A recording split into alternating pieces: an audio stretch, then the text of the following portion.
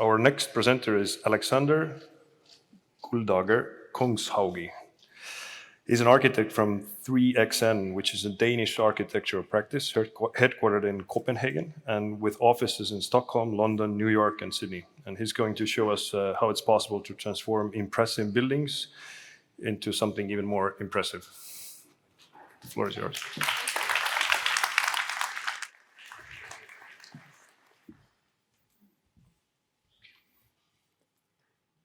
Great. So first of all, thank you so much for the invitation. Thank you for your time today. My name is Aleksander and I work for 3XN GXN for the last 7 years. And we are focusing a lot on the existing urban landscape of our cities and structures and how we can transform the existing and also learn from it.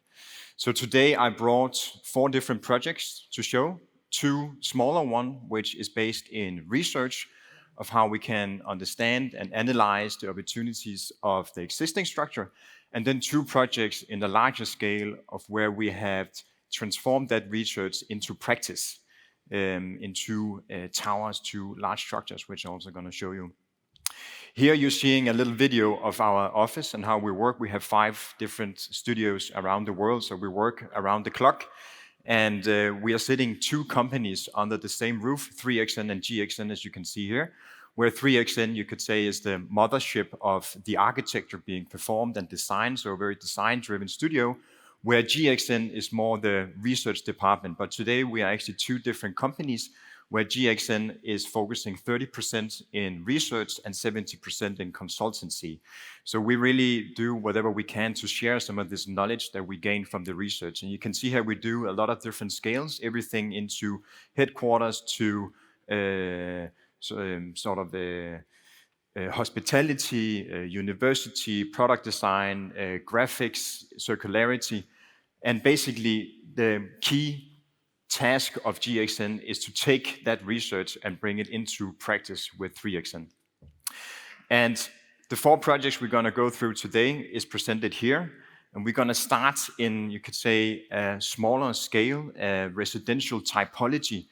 So we are facing, you could say, some of the same challenges in Denmark as the rest of Europe, where we have these really fast, low-quality built structures from the 60s, receiving a lot of you could say humans from around the different neighborhoods, but we haven't built diversity into these typologies. So there are different challenges that follows with these structures, and we can see within the construction way of how they are built that in the mid-50s, 60s, there was a certain change, at least in Denmark, from being really brick based to becoming really heavily based in concrete. So today we build mostly every structure in Denmark of concrete. And this is something that is challenged today because we see the market change. And when things are built in concrete and casted heavily together, it's difficult to add in a changing market. It's difficult to sort of cut these pieces out or having different programs within the same building. So the whole sort of concept with this area here was to stop housing the different apartments. So when the structure was standing still and there was no one living in it, we performed tests to sort of understand the corrosion behind these concrete elements here. And then we started to map how many elements we could work with to do potential new typologies to add into the master plan again to create a more diverse social structure in these neighborhoods. So if we go into the structural structure of these, we see these massive components being casted really heavily together, which is difficult to deal with. And what we wanted to do is basically cut out the pieces and then reuse them into new designs that could be reintroduced into the whole site here. So we went with a constructor to the actual site. We made the constructor start to cut out these pieces bit by bit, the right dimension and the right width, to sort of understand how is this going from theory into practice. And you can see here in this image, just taking some of these concrete loads and trying to stack them or reuse them is really, really difficult because a lot of value is lost in the handling of it. And the whole method is simply not built up to deal with these mass pieces coming out after 40 or 50 years of use. So the quality that these structures are built with is simply not made to be reused. And that is something that we want to challenge in terms of how we design our buildings today. We were able to reuse some of the slabs into newer structures where we added it here into a retrofit of an office environment that we also did. But basically, these structures are not built to be long-lasting and actually be put into a circular, you could say, design concept once again. But we did learn a lot from it, but we also are really aware of the landscape that we are proposing these, you could say, retrofitting or transformation tools within. Here we are in London at a tower called QQT Tower, a tower from the 60s, where the regulations from the city and for the whole European environment is also starting to become more and more strict. So we are talking into a lot of different political movements where we need to sort of make our design fit into this agenda and making sure that the developer and the designs that we come forward with is something that is talking back to the city and their requirements. So all of these different certification, the obsolete of floor plans, where we need to reject the tenant back into the market once again, really putting these unloved buildings into use. We're seeing around some of the cities that we work with, not just London, but also New York and San Francisco, a lot of empty square meters which are not put into use. So we have these developers and office owners that are desperately trying to get their tenants back into their square meters again. And from the city side, they are not allowed just to take down these buildings without really coming in with a good argument. And the city, at least in London, is trying to push forward for keeping as much of the existing volume as possible. So this is why when a developer as British Land here, who owns this 60s tower with office environment, they want to tear it down because they want to have a new program here, a lab-enabled office. They don't see the feasibility in terms of the right floor to ceiling height. But we then have the argue and our vision of building a more, you could say, sustainable architecture that we want to enhance and keep the structure. So we're trying back and forth to meet somewhere in between of how we can make a long-lasting, good quality and a good business in terms of the existing structure. But when this is our footprint and this is sort of our baseline, going from this into something that is lab-enabled, we need to really start to put in these analyzing tools into use. So at first we are looking at the floor to ceiling height, and it's not really feasible. Then we need to do other studies. So we started to understand the actual slab structure and the core, coming to an agreement that we wanted to bring down all the slabs because the sort of the quality that the floor to ceiling height could add was not good enough to get the right certifications and the right tenants. So we are starting now to understand if we can cut out these waffle slabs here, bring them down, keep the structure, keep the core and the base structure, and sort of retain it, and then reuse these waffle slabs that we then are bringing out. So a lot of different arguments go back and forth in terms of, can we keep the full structure? Can we keep 50% of it? Can we take out every second floor so we can have some more floor to ceiling height?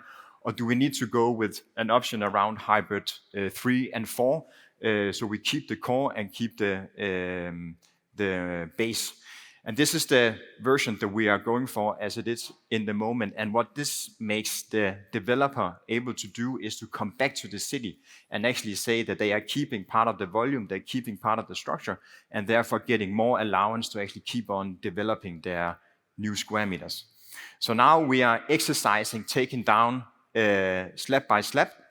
And the key sort of way that we need to understand and need to become more clever of is that whenever you are introducing, and you could say, an old or used material into a circular system again, then it comes in with no regulations, no certification. So basically, it's a virgin material which no one can build from because it's not certified. So we need to start to lay a roadmap for these materials that we take out. We can start to talk about facade panels or small bricks and so on, but we know if we have to make this business make sense, also from the developer sides, we need to gain the scale, we need to scale up. So we can't just talk about bricks, we need to understand the larger scales, the larger volumes.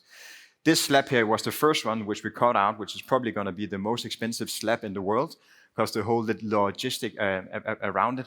And what we did is that we really, really carefully lowered it down with a crane through the structure, and then brought it over to a laboratory that was testing for different structural tests to understand, are we actually able to reuse this, and can we test it technically enough to have engineers actually certified and make it able to be reused into a legal building once again.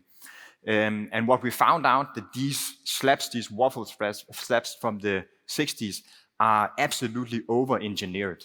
Or you can also turn it the other way around, that the structures that we build today is engineered to the bare minimum of what we can put into our buildings.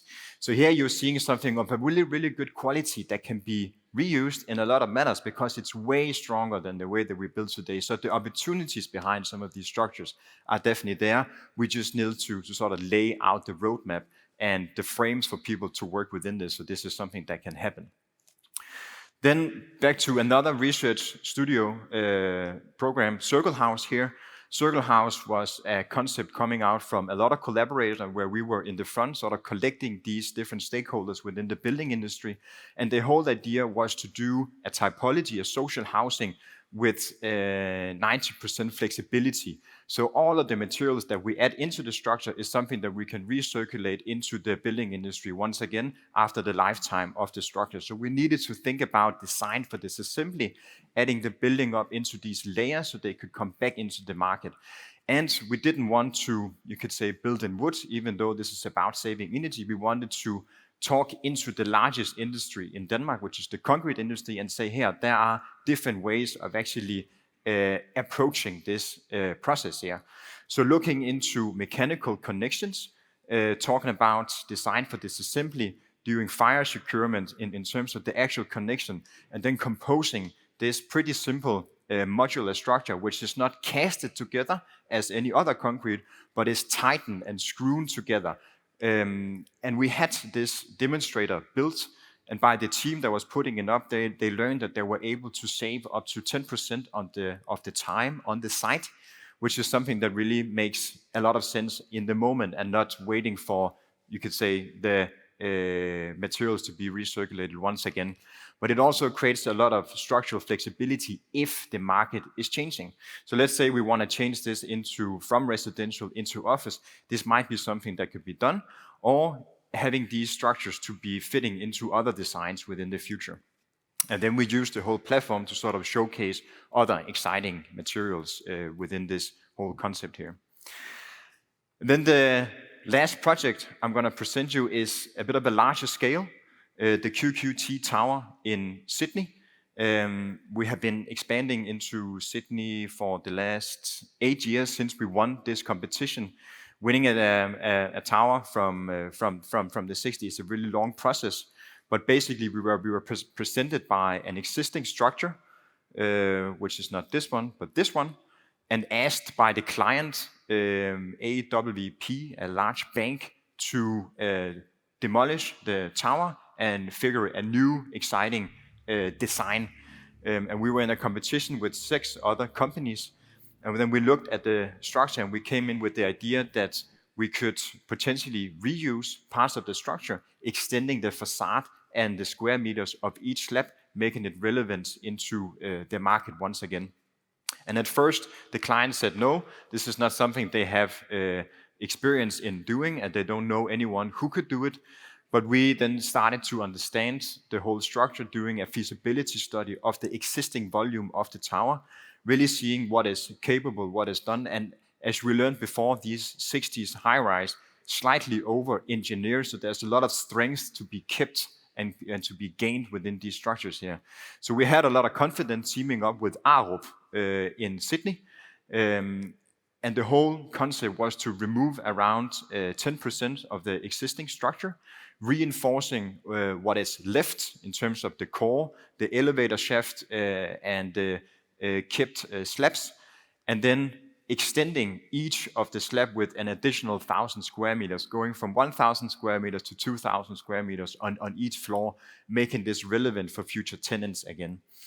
But you can see we're also adding a lot of material. We're basically building a steel structure next to the carbon structure here, to the concrete structure. But overall, by saving around 24,000 cubic meters of concrete, we were able to save 12,000 tons. But I think something that is more important is that over a building period of 3 years, going from the ground, we were able to save close to 1 year of building time by keeping the structure. And this is something that also can be felt on the terms of the economy. But when you're talking with the city, it's also close to a year of less trucks in the street, less pollution, less sound, less noise. So this is something that if you have this as a case, I would say it is well received. And if you go up to, we have a New York office, and if you walk up of some of these streets, you can see like 3 or 4 high-rises coming down on the same avenue at the same time, basically making the whole urban landscape unwalkable and unbearable to navigate around in. So these massive structures, they are really, you could say, in more than one way, polluting the urban landscape. So if we can minimize the time and making more of the existing, then we have a good case here. So we wanted to add in this value back to the structure again, and we did that by having these large atrium introduced into this urban, you could say, village type typology, really making a strong social connection between the departments. And this is also something that we are nearly doing with any, you could say, headquarter out there. We are trying to do what we can to create these soft spots that could be over time being connecting different departments, so we don't divide people up, but we're doing our utmost best to actually have communication and work process flow as best in between these floors as possible. But again, we also wanted to introduce a bit of flexibility to the tenant, allowing this, you could say, flexible floor that could come in and give some square meters back, allowing the tenant to make several sort of choices. And you can see this whole digital process, which Aro was in charge of, was always testing out these structural tests before we were going into practice. But basically, we took off the facade, we reinforced the lower structure to really keep that view over the Sydney Bay, really important square meters, and then started to elevate this steel structure next to it. So here you can see the facade coming up, and the steel tower slightly starting to be built next to it. And it's almost like stitching 2 towers together. So we were making the concrete structure ready for having these long wires coming into it, attaching in the other end, almost anchoring the steel tower all the way up, and then finally putting the new facade on here. And you can see how the vertical village is sort of spreading, reaching out, avoiding that tower in the front, sort of enhancing the view over the whole bay here. And these are some of the interior shots here of these atrium, bringing in light into the structure and enhancing the overall view. Thank you so much.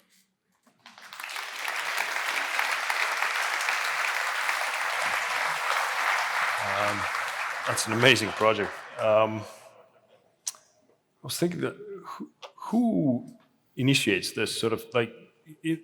I would say that it didn't make the building of this building probably easier. It was probably more complicated, I would say. Okay, as I understand, it was a bit even cheaper. But I would say selling it to the client, or is it like who initiates this? Like, is it why would the client be interested? Well, at first they were not interested, right? Remember, it was us coming with the idea of reusing the structure, and at first they said no, so we had to do our utmost to make them sure that this was a good case. And as soon as they learned that they could save close to a year of building time, and they could come with that as an argument to the city, then they started to believe in it. Okay. So it took a bit of a convincing, but I think if we want to look at in a larger picture in terms of who is asking for these implementations, like I would say this exact structure was a bit ahead of its time, which is why we don't at that point saw it being written down as an option within the brief. We do a competition, we receive a brief, but we can see in most of our competitions brief, this is something that is being enhanced and being support it as an option, that if we can keep the existing structure within the new design, then it's a good thing. Because these developers, they have to come in and convince the city that this is a good case, both for them, but also the city. And the city, at least in London, is setting higher and higher regulations in terms of what you are able to do with the existing landscape. So if we were not able to have those tools ready, both to do feasibility study, carbon budgeting, logistic timelines, and so on, then we were not able to compete in these large-scale competition, because the developer needs to have these answers ready, and we are giving those answers to the developer.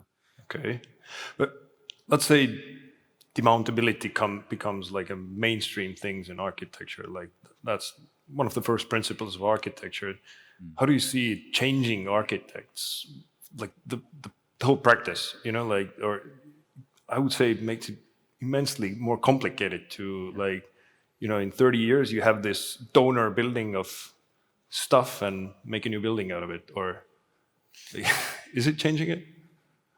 I think if it were to become mainstream, it would change radically. We would rely a lot more on digitalization, information on the materials and modules we put into our building. It comes sort of hand in hand with material passports, information, digital tools, because without that, we cannot start to recirculate it in again. This is basically what we're dealing with today. A lot of people want to reuse, also the large developers, but as soon as we get a material out, we are a bit screwed, because no one wants to use this material. Sometimes you can use it in, you know, smaller cases where it doesn't, you know, have structural meaning. But as soon as it becomes, you know, reliable in terms of the architecture, then proper certification is needed. So, but we can do our best to see if we can start to design our buildings to be introduced into the market again. But you know, some industries, they have it as their nature. If you look at wood, it really is made to be taken apart again if you're not starting to cast it together based on acoustic. But so I think it's about getting it in there. It really is. But this circle house, that was a research project, and it is speculating in a way of just investigating this. It's not sort of set in stone that this is the way to go. But this could be one direction, right? Okay. Thank you, Aleksander. We'll move on because the schedule is a bit tight. All right, thanks. Thanks.